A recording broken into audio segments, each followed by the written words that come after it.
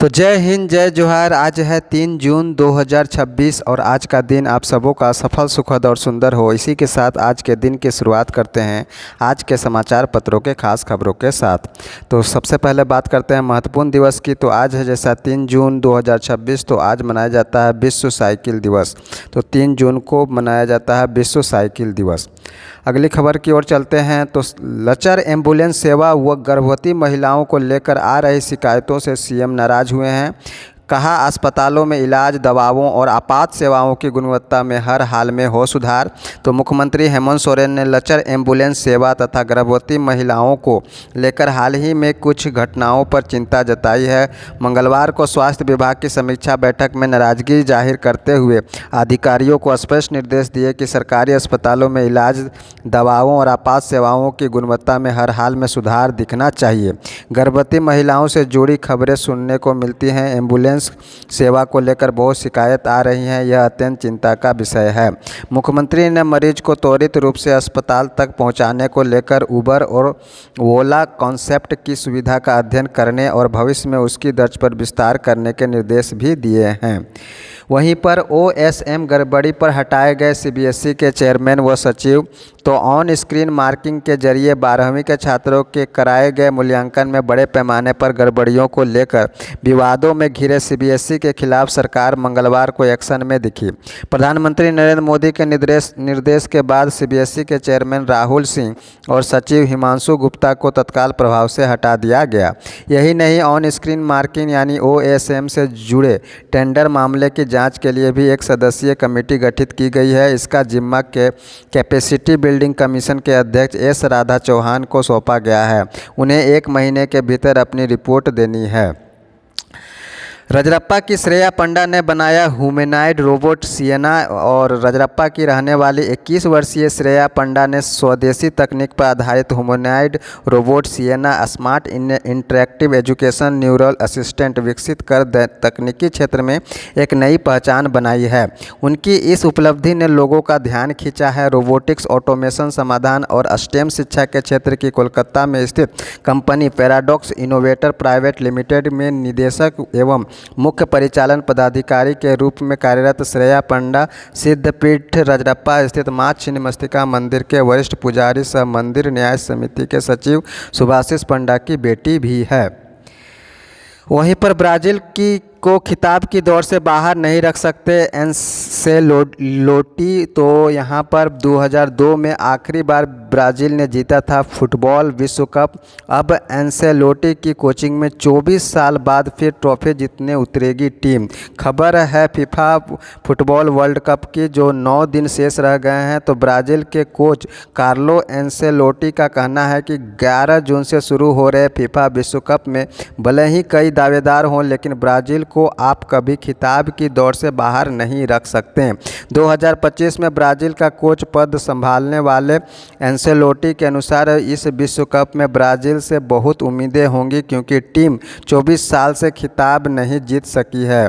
इतालवी मूल के एंसेलोटी को इटली के विश्व कप में क्वालिफाइंग नहीं कर पाने का भी दुख है। फीफा विश्व कप को लेकर एंसेलोटी ने विशेष बातचीत किए हैं। वहीं पर इतिहास रचने को तैयार सबसे बड़ा फुटबॉल महाकुंभ। तो फीफा विश्व कप 2026 के लिए सभी 48 देशों ने अपनी अंतिम टीमों की घोषणा कर दी है। कनाडा, मेक्सिको और अमेरिका की संयुक्त मेजबानी में होने वाले इस टूर्नामेंट में रिकॉर्ड 1248 खिलाड़ी हिस्सा लेंगे, जो विश्व कप इतिहास का सबसे बड़ा खिलाड़ी समूह होगा। पहली बार 48 टीमों के प्रारूप में आयोजित होने जा रहा है इस विश्व कप में कुल 104 मुकाबले खेले जाएंगे। वहीं पर ज्वेरेव और आंद्रीवा सेमीफाइनल में सबालेंका ने ओसाका को हराया। तो पेरिस से खबर है, यहाँ पर दूसरी वरीयता प्राप्त अलेक्जेंडर ज्वेरेव ने मंगलवार को युवा खिलाड़ी राफेल जोडर पर 7-6, 6-1, 6-3 से करते हुए फ्रेंच ओपन जीत दर्ज करते हुए फ्रेंच ओपन में अपनी उम्मीदें जीवित रखी। इसी के साथ वह 6 साल में 5वीं बार रोलैंड गैरोस के सेमीफाइनल में पहुंच गए हैं। वहीं पर महिला सिंगल्स में रूस की मीरा आद्रीवा ने रोमानिया की सोराना क्रिस्टिया को हराकर सेमीफाइनल में प्रवेश किया है। 19 वर्षीय आंद्रीवा ने क्रिस्टिया पर सीधे सेटों में 6-0, 6-3 से जीत दर्ज की है। सेमीफाइनल में आंद्रीवा का सामना यूक्रेन का माटो कोस्त्युक से होगा, जिन्होंने क्वार्टर फाइनल मुकाबले में हमवतन एलिना स्वितोलिना को 6-3, 2-6, 6-2 से पराजित किया था। अगली खबर की ओर चलते हैं तो युद्ध विराम समझौते पर जवाब तैयार कर रहा है ईरान। ट्रंप बोले बातचीत जारी। वहीं अमेरिका और ईरान के बीच जारी संघर्ष को समाप्त करने के लिए प्रस्तावित समझौते पर तेहरान विचार कर रहा है। अमेरिकी राष्ट्रपति डोनाल्ड ट्रंप ने भी मंगलवार को कहा कि ईरान के साथ बातचीत लगातार जारी है। साथ ही उन्होंने उन खबरों की गलत बताया जिसमें दावा किया जा रहा था कि दोनों पक्षों ने एक दूसरे से बातचीत बंद कर दी है। तनाव कम होने की उम्मीद में अंतर्राष्ट्रीय बाजार में तेल की कीमत 1% से ज़्यादा गिर गई है। वहीं IRGC ने मंगलवार को दावा किया कि पिछले 24 घंटों में उसकी नौसेना ने अनुमति मिलने के बाद 24 जहाज हॉर्मुज स्ट्रेट से गुजरे हैं। रुद्रम 2 मिसाइल का सफल परीक्षण हुआ है। दुश्मन के रडार को करेगा ध्वस्त। 350 किलोमीटर तक मार करने में सक्षम है। ध्वनि की गति से 5.5 गुना तेज है। तो भारतीय वायुसेना और रक्षा अनुसंधान एवं विकास संगठन DRDO ने मंगलवार को हवा से सतह पर मार करने वाला स्वदेशी मिसाइल रुद्र M2 का सफल परीक्षण किया है। उड़ीसा के चांदीपुर स्थित इंटीग्रेटेड टेस्ट रेंज में किए गए इस परीक्षण में मिसाइल को सुखोई 30 MKI लड़ाकू विमान से दागा गया। मिसाइल ने पूर्व निर्धारित लक्ष्यों पर अत्यंत सटीकता के साथ प्रहार किया। रुद्रम 2 मिसाइल की खास बात यह है कि यह अपना लक्ष्य खुद तय करती है और सटीक हमला करती है। रक्षा मंत्री राजनाथ सिंह ने सफल परीक्षण पर DRDO, भारतीय वायुसेना, रक्षा, सार्वजनिक उपक्रमों और उद्योग जगत के सहयोगियों को बधाई दिया है। वहीं पर चीफ जस्टिस सूर्यकांत ने सुप्रीम कोर्ट के 5 नए जजों को दिलाया शपथ। तो CJI सूर्यकांत ने मंगलवार को सुप्रीम कोर्ट के परिसर में 5 नए जजों को पद की शपथ दिलाई। इसके साथ ही सुप्रीम कोर्ट में जजों की कुल संख्या बढ़कर 37 हो गई, जो अब तक का सबसे बड़ा आंकड़ा है। शपथ लेने वाले जजों में जस्टिस शील Nagu, justice Shri Chandrashekhar, justice Sanjeev Sachdeva, justice Arun पल्ली और सीनियर एडवोकेट V मोहना शामिल हैं। वहीं पर मेदांता ग्रुप के कई ठिकानों पर ED की छापेमारी की गई है। विदेशी मुद्रा प्रबंधन कानून यानी FEMA के उल्लंघन के आरोप में ED ने उद्योगपति अनिल अग्रवाल के वेदांता ग्रुप के ठिकानों की तलाशी ली। सोमवार को ED के अधिकारी दिल्ली, मुंबई और राजस्थान के उदयपुर स्थित वेदांता के 4 परिसरों में पहुंचे और विदेशी लेन देन के जुड़ी फाइलों की पड़ताल की। FEMA उल्लंघन के एक सिविल अपराध है और साबित होने पर कंपनी को जुर्माना देना पड़ता है। वहीं पर लिव इन रिलेशन में रोड़ा बने मासूम को दी दर्दनाक मौत, ममता शर्मसार। केरलम से एक ऐसी दिल दहलाने वाली घटना सामने आई है जिसने मानवता को शर्मसार कर दिया है। एक 1.5 साल के मासूम बच्चे और अरशद की मौत के बाद जब पोस्टमार्टम रिपोर्ट आई तो डॉक्टरों ने लेकर पुलिस तक के होश उड़ गए। इस नन्हे से बच्चे के शरीर पर 1-2 नहीं बल्कि 51 गहरे जख्म पाए गए। शरीर पर कई जगह सिगरेट या किसी गर्म चीज़ से दागे जाने के गोल निशान भी थे। रिपोर्ट से साफ हुआ कि मासूम को मौत के घाट उतारने से पहले हफ्तों तक रूह कपा देने वाली यातनाएं दी गई। पुलिस ने इस मामले में बच्चे की मां अखिला और उसके लिव इन पार्टनर अस्कर को गिरफ्तार कर लिया है। वहीं पर नेपाल से सीमा विवाद में तीसरे पक्ष की भूमिका नहीं कहना है भारत का। तो भारत नेपाल सीमा विवाद पर बयान देकर प्रधानमंत्री बालेंद्र शाह बुरी तरह से घिरते नजर आ रहे हैं। सीमा विवाद सुलझाने में चीन और ब्रिटेन को शामिल करने की उनकी मांग पर भारत ने साफ इनकार कर दिया। विदेश मंत्रालय ने कहा कि यह पूरी तरह द्विपक्षीय मुद्दा है और इसमें किसी तरह तीसरे देश की कोई भूमिका नहीं बनती। नेपाल द्वारा भी भारत की जमीन पर अतिक्रमण संबंधी बयान के बाद बालेंद्र शाह को लगातार विपक्षी दलों के भारी विरोध का सामना करना पड़ रहा है। वहीं पर विवाद सुलझाने में चीन और ब्रिटेन को शामिल करने की नेपाल की मांग पर भारत ने किया है इनकार। विदेश मंत्री ने कहा कि यह पूरी तरह द्विपक्षीय मुद्दा है, किसी तीसरे देश की कोई भूमिका नहीं बनती है। अगली खबर में है तृणमूल में बढ़ी अंदरूनी कलह, 50 विधायकों के बगावत की अटकलें हैं जारी। तो विधानसभा चुनाव में हार के बाद तृणमूल कांग्रेस के भीतर असंतोष और गुटबाजी की चर्चा तेज हो गई है। हस्ताक्षर विवाद के बाद पार्टी से निष्कासित 2 विधायक श्रितव्रत बंदोपाध्याय और संदीपन साहा को लेकर अब बड़े राजनीतिक घटनाक्रम की अटकलें लगाई जा रही हैं। सूत्रों के अनुसार तृणमूल के करीब 50 विधायक इन दोनों नेताओं के संपर्क में हैं और पार्टी के भीतर एक अलग शक्ति केंद्र बनाने की कोशिश चल रही है। वहीं पर फेमा उल्लंघन के मामले में वेदांता ग्रुप के कई ठिकानों पर ईडी के छापेमारी है। अगली खबर की ओर चलते हैं तो अल नीनो के संभावित खतरों को लेकर अलर्ट मोड में है सरकार। कृषि मंत्री शिवराज सिंह ने उच्च स्तरीय बैठक कर हालात की समीक्षा की, फसल, बीज, पानी और किसानों तक सलाह पहुंचाने पर जोर दिया। मानसून के दस्तक देने से पहले केंद्र सरकार अल नीनो के संभावित खतरे को लेकर पूरी तरह सतर्क हो गई है। सरकार का मानना है कि यदि अल नीनो का खतरा बढ़ता है तो खरीफ फसलों पर दबाव बढ़ सकता है, इसलिए इस बार तैयारी संकट आने के पहले की जा रही है। केंद्रीय कृषि मंत्री शिवराज सिंह चौहान ने मंगलवार को उच्च स्तरीय समीक्षा बैठक कर अधिकारियों को स्पष्ट निर्देश दिया कि मानसून की स्थिति पर लगातार नज़र रखी जाए और राज्यों के साथ बेहतर समन्वय बनाकर किसी भी चुनौती का समय रहते सामना किया जाए। वहीं पर जल संरक्षण पर भी विशेष फोकस देने की बात कही गई है। बैठक में जल संरक्षण को भी प्रमुख रणनीति के रूप में शामिल किया गया। तालाबों, जलाशयों और अन्य जल संरचनाओं में उपलब्ध पानी के बेहतर उपयोग पर बल दिया गया। सरकार का आकलन है कि यदि मानसून कमज़ोर रहता है तो पहले से संरक्षित जल किसानों के लिए बड़ी राहत साबित हो सकती है। शाह से मिलकर नरम पड़े अन्नामलाई, पीएम से मिलने के बाद लेंगे फैसला। सकारात्मक संकेत, तमिलनाडु के भाजपा प्रदेश अध्यक्ष नागेंद्रन को दिल्ली बुलाया गया। शाह से भेंट के पहले नितिन नवीन और बीएल संतोष से मिले अन्नामलाई। तो भाजपा से इस्तीफा देने पर अड़े तमिलनाडु के पूर्व अध्यक्ष के अन्नामलाई केंद्रीय गृह एवं सहकारिता मंत्री अमित शाह से मिलने के बाद नरम पड़ गए हैं। अब उनकी प्रधानमंत्री नरेंद्र मोदी से मुलाकात होगी, इसके बाद ही वह इस्तीफे को लेकर अंतिम फैसला करेंगे। इस बीच तमिलनाडु के भाजपा नेताओं से अन्नामलाई की नाराजगी को देखते हुए प्रदेश अध्यक्ष नयनार नागेंद्रन को दिल्ली बुला लिया गया है। अमित शाह से मिलने के पहले अन्नामलाई ने भाजपा के राष्ट्रीय अध्यक्ष नितिन नवीन और संगठन महासचिव बीएल संतोष से भी मुलाकात की। कर्नाटक में सियासी संतुलन का तराजू लेकर सीएम पद की शपथ लेंगे शिव कुमार। वहीं पर कर्नाटक में कांग्रेस के नए नेतृत्व के चेहरे के तौर पर मुख्यमंत्री पद की बुधवार को शपथ लेने जा रहे हैं। डीके शिव कुमार के समक्ष अपने मंत्रिमंडल में राजनीतिक और सामाजिक समीकरणों में संतुलन बनाने की चुनौती है। इसके मद्देनज़र कांग्रेस हाईकमान ने शिव कुमार और निवर्तमान मुख्यमंत्री सिद्धारमैया के साथ नई कैबिनेट के स्वरूप पर मंत्रणा की।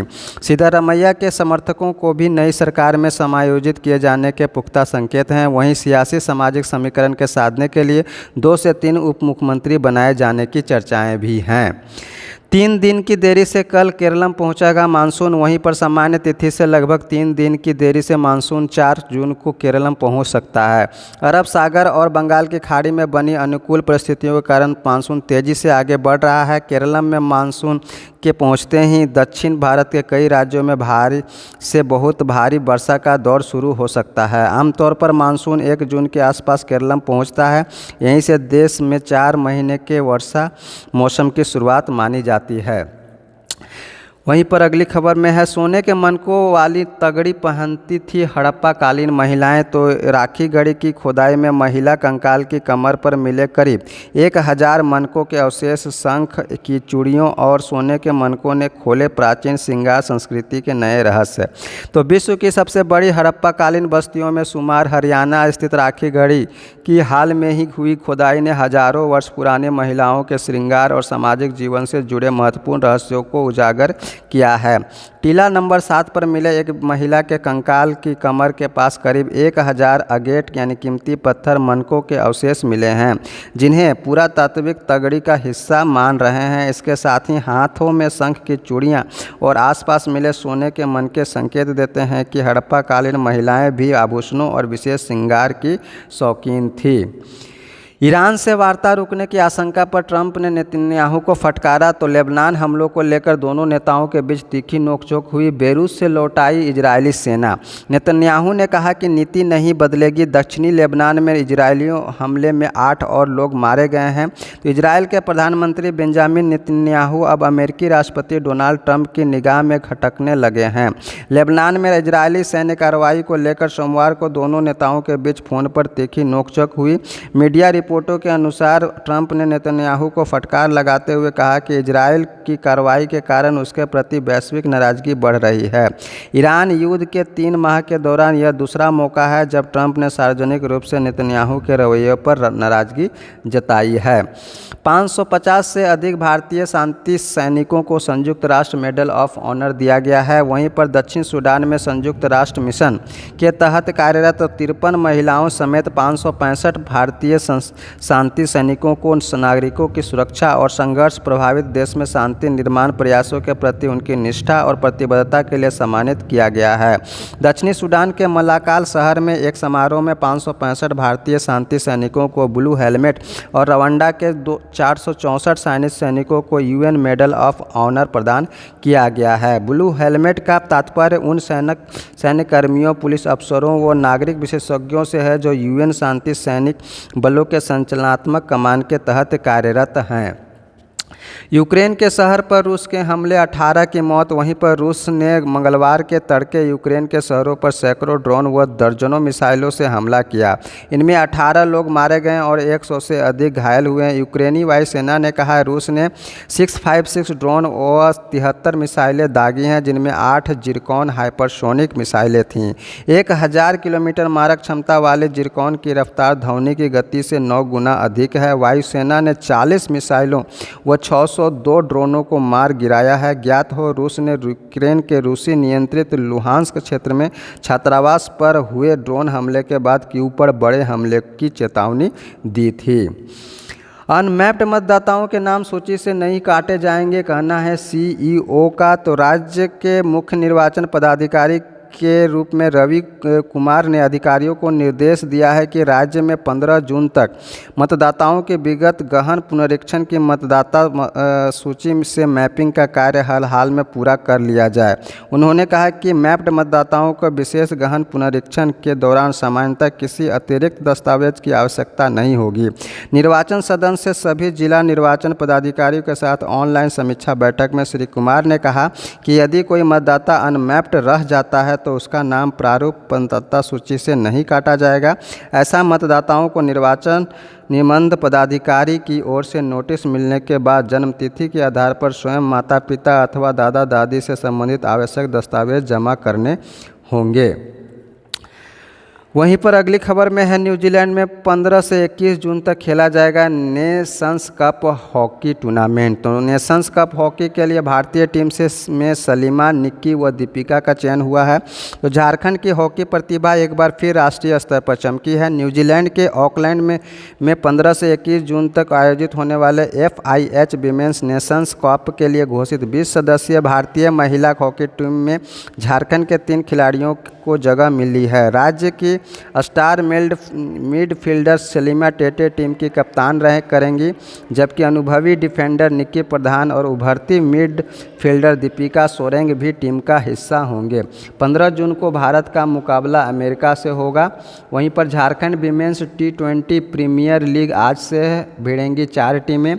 लीग में कोल्हान डायनामोज, छोटा नागपुर ब्लास्टर्स, संथाल चैलेंजर्स और पलामू वॉरियर्स की टीमें भाग ले रही हैं। तो ये था आज के समाचार पत्रों के खास खबर। हर रोज़ के समाचार पत्रों के खास खबर के लिए हमारे चैनल के साथ जुड़े। हमारे चैनल का नाम है शंकर बेदिया क्लासेस। और यदि आप JPSC एस्पायरेंट है तो हमारे इस चैनल में subject wise, syllabus wise topic cover किया जाता है, जहां से आप अपने तैयारी को बेहतर बना सकते हैं। मिलते हैं नेक्स्ट वीडियो में, तब तक के लिए जय हिंद, जय जोहार।